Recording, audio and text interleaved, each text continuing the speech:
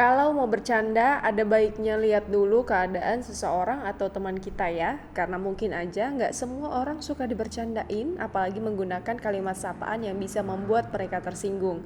Seorang nelayan merasa tersinggung saat dipanggil bos oleh tetangganya hingga nekat menganiaya tetangganya secara membabi buta. Alhasil korban pun kini mengalami keadaan kritis. Tak senang dipanggil bos, membuat seorang nelayan nekat menganiaya tetangganya hingga kritis. Pelaku tak senang dipanggil bos karena sadar pekerjaannya hanyalah seorang nelayan kecil. Secara membabi buta, Ma Sewa, 58 tahun, tega menganiaya tetangganya dengan sebilah bambu hingga babak belur. Peristiwa bermula saat korban yang bernama Sinabali, 54 tahun, warga Desa Buku, Kecamatan Mapili, Kabupaten Polewali, Mandar, Sulawesi Barat, yang sedang menunggu suaminya pulang melaut bertemu dengan Mas Sewa.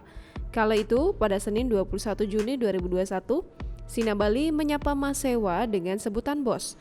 Tersinggung dengan sapaan itu, Mas Sewa langsung melayangkan beberapa pukulan ke Sinabali. Perempuan itu kemudian melaporkan penganiayaan yang diterimanya ke kepolisian sektor Wonomulyo. Polisi pun menangkap Mas Sewa. Dia mengatakan penganiayaan itu dilakukan karena cara korban memanggilnya terkesan merendahkan.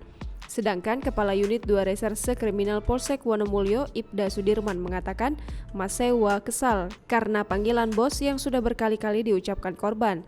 Saat mendapatkan laporan soal penganiayaan ini, Sudirman sebenarnya ingin memediasi kedua pihak, apalagi korban dan pelaku masih punya hubungan keluarga. Kini Mas Sewa harus mendekam di tahanan Polsek Wonomulyo hingga persoalan hukumnya selesai.